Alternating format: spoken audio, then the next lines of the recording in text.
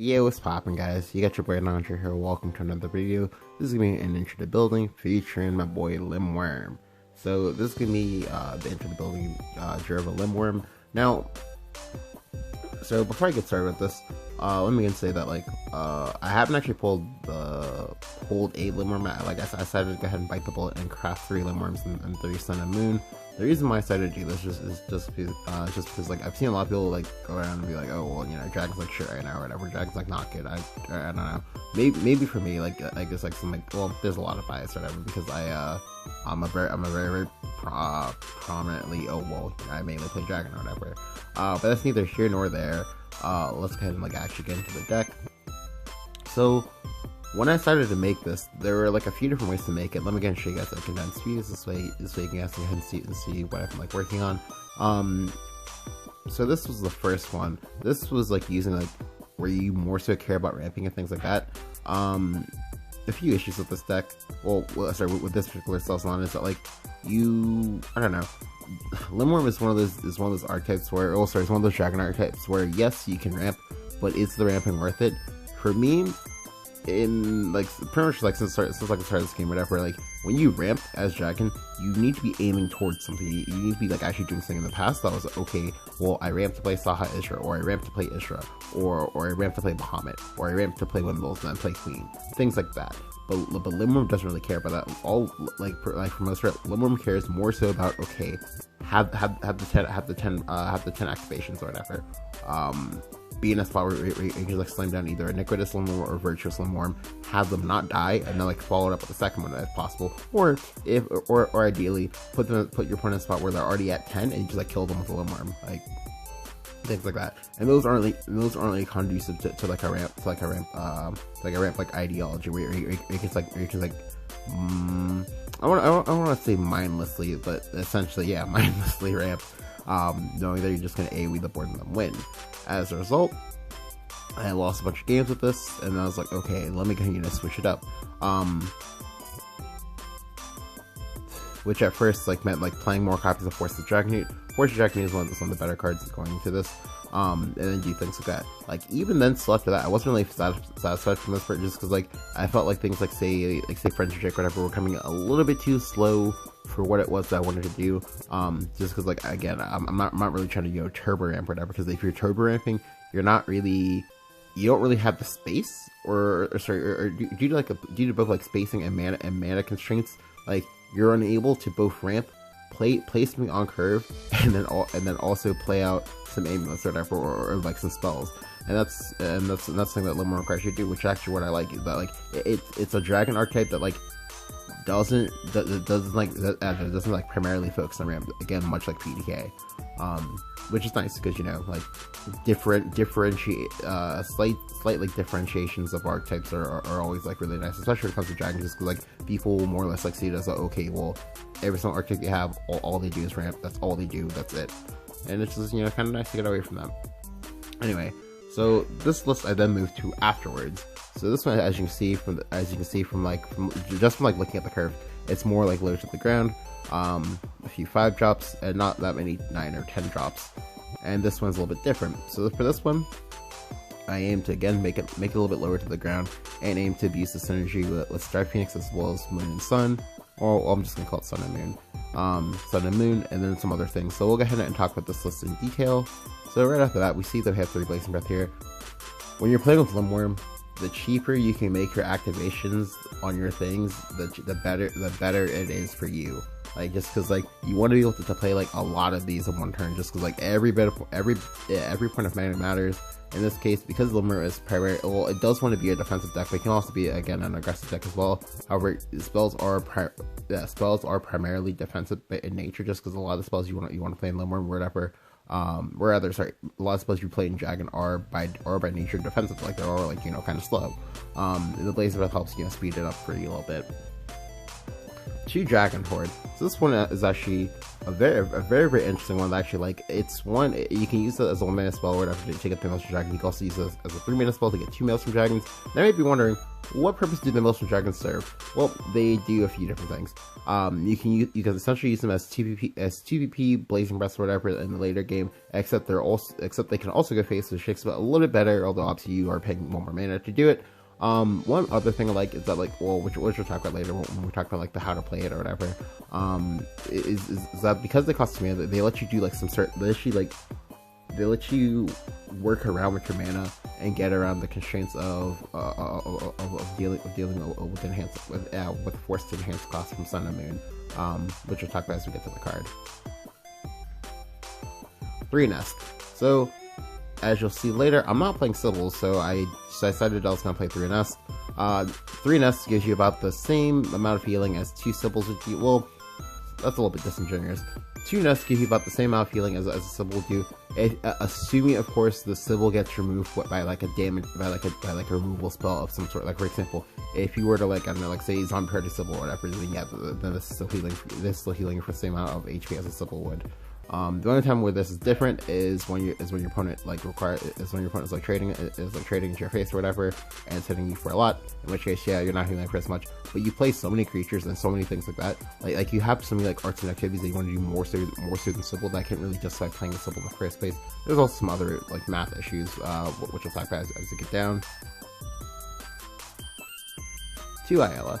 So as I said before, yes, even though you don't need to ramp, you know, like, even though you don't, like, need to, like, turbo ramp or whatever, you do still need some amount of ramp, just because it lets you make certain breakpoints and lets you do your work slightly faster, just because, like, when you can accelerate, it means you can, like, play certain things like faster. You would be able to, like, for example, one of the breakpoints they want to try to get to as soon as possible is 6 mana. On 6 mana, you can play a 2 PP spell, a 3 PP spell, and a 1 PP spell, which gets you 3 activations towards your Lindworm. At that point, you should be at about 5 to 6, maybe possibly 7 if you got lucky. Things like that, and then that's very cool. We only play 2 of them just because, like, I mainly just really didn't see the need to play more than 2, just because, like, I'm expected to find one of these most likely if we just, you know, go by the odds. And then, of course, I'm only most likely well, for me personally as a player, I usually only evolve 1 Ayala per game, and I evolve other things when I need to. So 2 to me just kind of, you know, seem to, like, make the most sense. 2 Somniferous Whiteworm. So Somniferous Whiteworm is really cool. We're only playing 2 of them, or we're playing 3 copies of Dragon. So obviously, if you as a player want to, you can kind of swap the ratios around if you like. But for me, I felt like 2 was fine, just because, like, Somniferous is yes, it's very slow to get what you need. Like you have to, well, assuming of course you don't have an Eva point driver, you have to have the Somniferous die, and then you have to wait a turn. They have to wait till it comes up to your next turn, then play the Nest, then wait a turn after that to heal. That's a lot. That's a lot. In which case, sometimes Nest is usually faster. Yes, Somniferous is a creature. However, no, he's not a 2/2.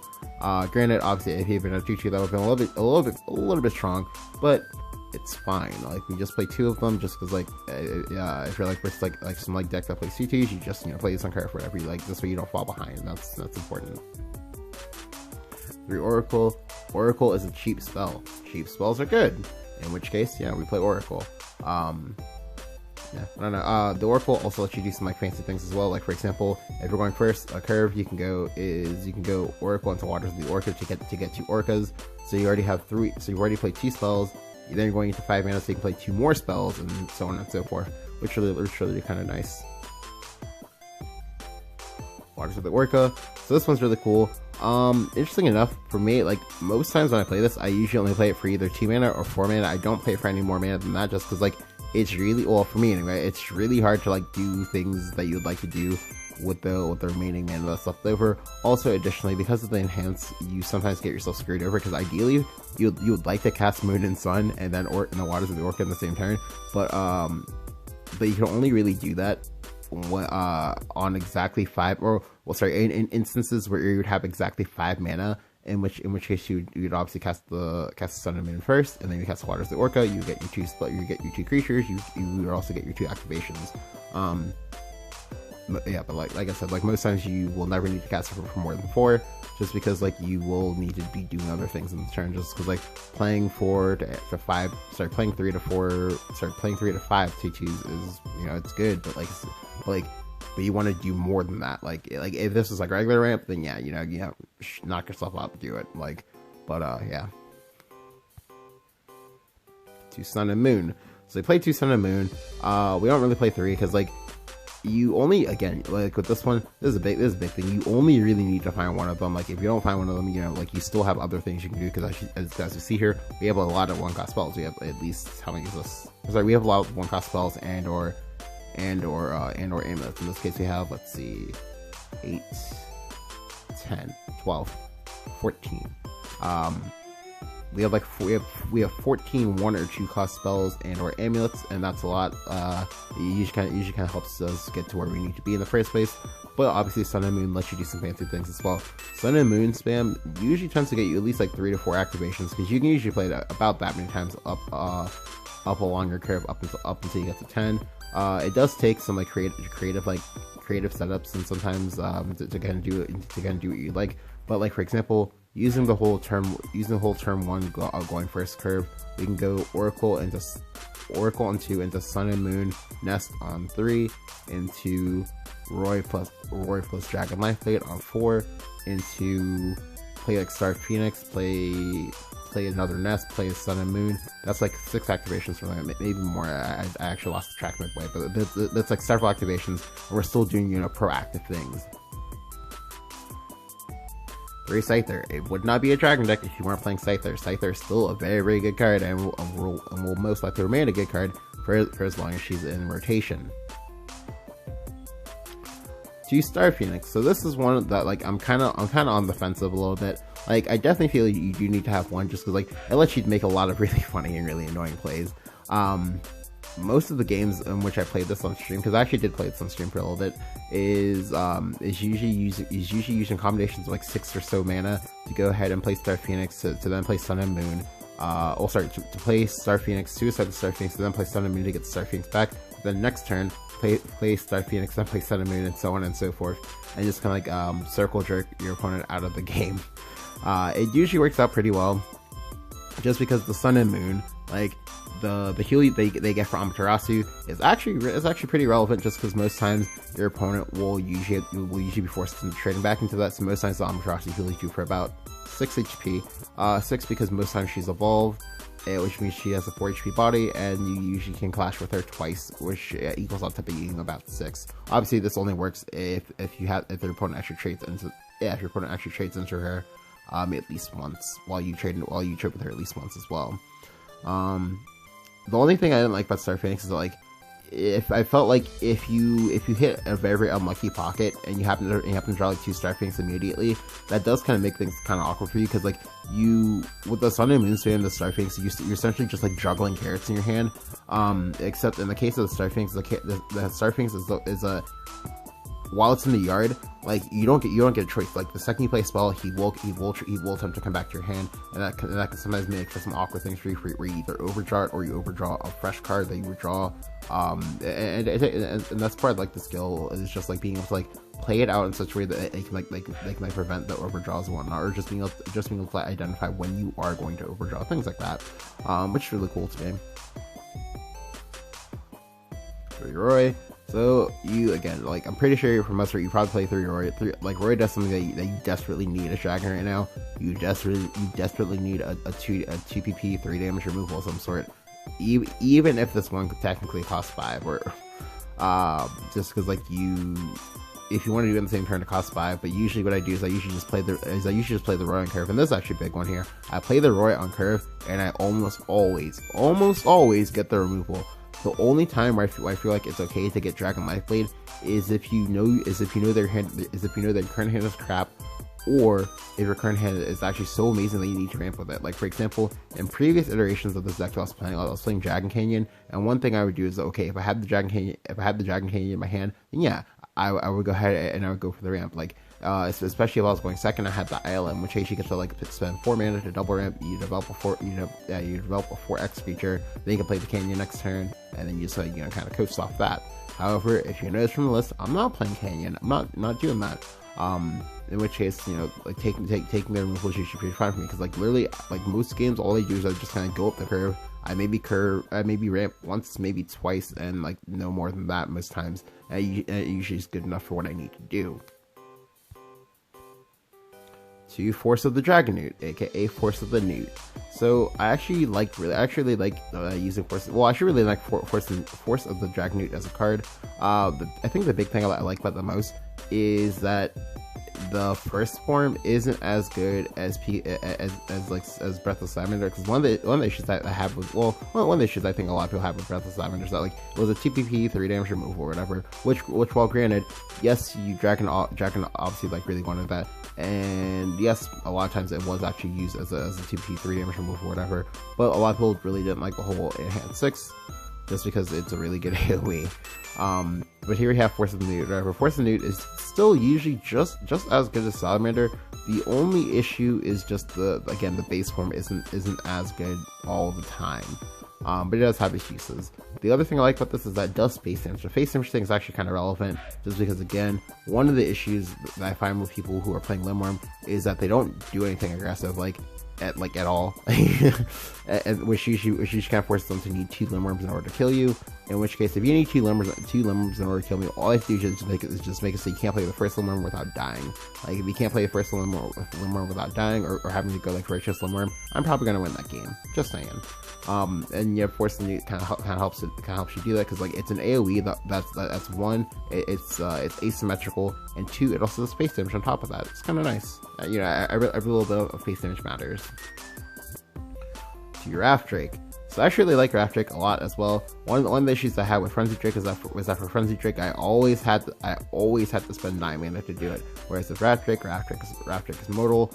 That means if I need a 5PP card, oh hey, look at that, I have Raft Drake. I need an APP card, okay, hey, look at that, I have Raft Drake. Things like that.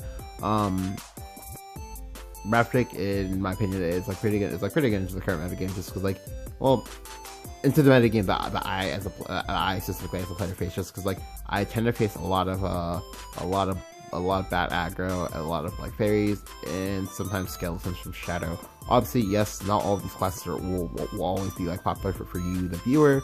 However, you know, like you just kind of go off of your current meta games. But the nice thing about Raft Drake is that Raft Drake is literally good versus most decks. The only deck it's like not really as good versus is Haven, just because Haven like can play a lot of 4 HP or higher creatures. However, in those cases, you'll usually just be playing the Raft Drake for 8 mana. Although one like kind of relevant thing, although it's not really as relevant, just because I'm one of the people who do these. Who does this, is that Raft Drake can help you clear off 7 HP creatures, just because you play the Raft Drake on 5 or 6 or 7. It hits the board for 1 damage AoE. You evolve the Raft Drake, and the Raft Drake hits for 6, plus the 1 AoE is 7. That's actually kind of nice. It hits the exact breakpoint of being able to kill off, say, things like, say, Tortoise, or being able to kill off a Heavenly Knight, things like that. It's kind of nice. 2 Drake-wing Assassins. So this is the part of the video where we go ahead and we quickly cover some like spice that's like not really spice, but like just like good like tech cards. So Drake-wing Assassin is a card that I've had my eye on for a while. If you look at Dragon, if you go to Dragon or whatever, and you quickly Google search, or not really Google search, but you quickly search for Dragon plus Rush, you'll find that I believe there's like 4 or 5, like less than 4 or 5 cards total, and like only I think like 2 of these are in rotation, and one of them is the Drake-wing Assassin. Drake-wing Assassin is very nice. I like it a lot. As a 4/4, it usually hits just hard enough to kill most things. Sometimes it can like in response, like basically think of Geno, like think Geno, but except like you have to like pay mana to get it. So just like getting it like naturally on curve where it'd be like unfair. The other thing I like about it is that like whenever you play a non-follower card, game plus 1/0, that's actually really neat or like nifty, just because like something you can do is, oh hey, look at that, I have Blazing Breath, I have Dragon Horde, I have Dragon's Nest. All these things can help bump it up a little bit to clear off certain things. Now granted, most times this won't hit relevant enough breakpoints However, one kind of relevant breakpoint is that being able to kill B and B but not using Eva to do so. And Drake Queen can meet that. If you have 7 mana, you can go ahead and play two 1-cost spells. Drake Queen will be 6. As long as the B&B attacked into a 4 attack unit, you'll always be able to go 1 for 2 instead of having to go like 1 for 4 or some like nonsense like that, which is pretty cool. Now, I was thinking about playing Elder Tortoise. However, I haven't actually gotten around to testing that because I've only played, I don't know, I played like sub 30 games with this. And for the most part, like the Drake Wing Assassin usually felt like pretty good for me. For like I wasn't ever like in a spot where I was like, well maybe Elder Tortoise would be better. So, but I'm not really sure. Like I'm pretty sure it could be like either or, just because like they both have like different applications of like what they do. But essentially, as a step for this one, like this is more of a I just kind of go up the curve. I play like on curve things. If I can fit like multiple things in the same turn, I'll go ahead and do it. Yeah, things like that. 2 Galua of 2 breaths. No, I did not put 2 Galua in here just because that would be funnier if I got no. Like I do think that for Galua, like Galua is more of a 2-of card. One thing like with Galua is that essentially it's a creature. You can use it to draw more cards later. More cards is another spell that you can use to go ahead and charge up your Lindworm, or even dig for your Lindworm if you need to. As you can see here, I have a lot of incidental card draw, but the only hard card draw is just the Galua. That's just like, okay, I'm drawing cards on purpose. The other thing is that like it's a 4/4 body that evolves into a 6/6. This is kind of nice. In some matchups, you will actually need to pre-evolve this. Like for example, one of the matchups I found where it's like actually really funny and really cute to do. It's actually pre-evolve versus Haven. Obviously, we're gonna want to do this on naked boards, just because this way you can apply a lot of pressure with it and get and grab yourself a lot of space in order to do other things. The Black Breath was kind of useful, like just because like you can use to blow up things like say Sport Candy, you can use it to blow up things like say Durandal. The Durandal thing's actually a very big deal, just because like with the way Sword is right now, like if you can't hit them for 10 with the Slimworm, you are probably going to lose with this deck. I'm just gonna tell you that right now. Next, we get to the Jerva. So the Jerva thing is actually one of those like more interesting things. I know a lot of people like after I like showed them the Jerva, they're like, why do you have the Jerva in here? One of the things that I noticed with like, well, one of the things that I immediately noticed with just like Lindworm as a whole is like sometimes, as I said earlier, like if I know you're on Lindworm, a good player will actually go ahead and pressure you in such a way that you can't actually realistically put down the Lindworm and be in a good spot, which is part of why like the Lindworm, which is part of why the Lindworm decks are like largely like reactive as a whole. Well, I didn't want to be reactive at, like I didn't want to, you know, for lack of a better word, you know, be a basic bitch, like and just try to like play this like passive select deck style that like physically can win until like turn like 11 or something like that, and would die to like even like marginally faster things. Marginally faster things that could apply like consistent pressure. I wanted to be able on pressure, just because like when I can pressure people or whatever, I really know how to pressure people. And to the Jerva, I only play the Jerva as a 1-of whatever. I guess technically if you wanted to, you can play the Jerva as a 2-of and just like go down to 2 Lindworm. But I really like having 3 Lindworm. I also didn't really know to cut the time. I guess you also technically cut the Star Phoenix.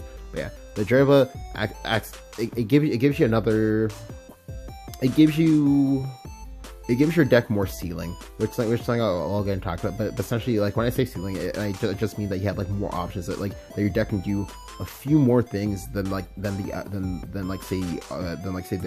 deck reverse or whatever. And sometimes if your deck is bigger in terms of like ideology or whatever, you can usually do well as long as you just like organize it well.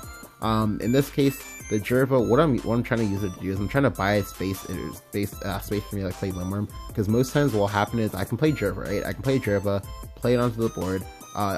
As long as you sculpt the board well enough, this way there's exactly one target onto the board. Most times the Jerva, especially when evolved, becomes an entire nightmare for your opponent to deal with, because like they have to deal with it. That then gives you space to play a Iniquitous Lindworm. You play the Iniquitous Lindworm, or hell, in some cases you can play Virtuous Lindworm, and then you usually lock your opponent out of the game, just because they either take 10 or you draw 5, heal 5, and you threaten to keep dropping Lindworms and things like that, and they just like can't keep up. It makes for a very interesting choke. what chokehold they can like put your opponent into, and I actually really like that as a whole. Which I'm like playing the two of them together. As a support, like you can play one of them if you want to. You can play two of them. You can like cut like a strike or something like that, depending on like what you like or what you don't like. But I don't know. I at the moment I like it. 3 Lindworm. So again, namesake of the deck. This card is it's really good at what it does. It's really good at what it does. One of the things I like about this card is that like it's a build around. Like it's a build around sort of thing. It's not well, it is in itself.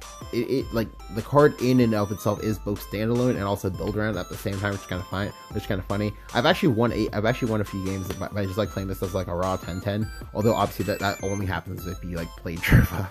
But yeah, like the card's pretty cool. I actually like it a lot. I actually wanted to use my Sears Globe to vial this, sorry, not vial this, to make it animated. But I haven't actually gone around to doing that yet. I'll probably do it later. I don't know. After I decide which one I like more. If I like Jerva more, I'll animate that. If I like Lindworm more, I'll animate that. Yeah, like the card's really cool. I really like the art type that it like enables whatever. Just 'cause like Spell Dragon is a little bit different. Like it's one of the things that like side games have been kind of like pushing. Well, they've been like pushing it more or less for a while. They're like obviously there are like some cards that like push it more. Like for example, Lindworm is a direct like, okay, if you want to play Spell Dragon, yeah, sure, play this, like do it. Which is really cool. I really hope that they actually like try to support this archetype. This archetype is pretty cool, although obviously due to the nature of the card, like the card like naturally receives like natural support, which is also really cool. I like that a lot, just because it gives them a lot of options for what they can do. I know a lot of people said that this like archetype is like kind of slow, but like I don't know, it kind of varies. Like most times for me, I usually tend to, well, as long as I get like a good enough hand or whatever, I usually tend to fully activate Lindworm by like turn 8. I'm also usually on about 10 mana. Just because I usually ramp at least twice. Like the Sun and Moon spam is pretty core to actually making this work. Like if you find like one copy of Sun and Moon, cool. You're in the business, you're in the money, you're good to go. As long as you just like manage out playing the activations, and then also manage addressing the opponent's board as well. Like making a very interesting balance between the two. Like I've lost games because I was actually like one activation of Lindworm off or whatever, and I've also won games because like I was able to like put myself in a spot where I was like one activation ahead and things like that. But yeah, deck is really cool. It's a it's a slightly pretty penny, like for the most part. Like you should have the majority of these cards. Like for example, you should have like Sun and Moon. You obviously have like Oracles. You obviously have ILs. You obviously have Scythers. Ironically enough, the only things you need to actually commit for are the legendaries.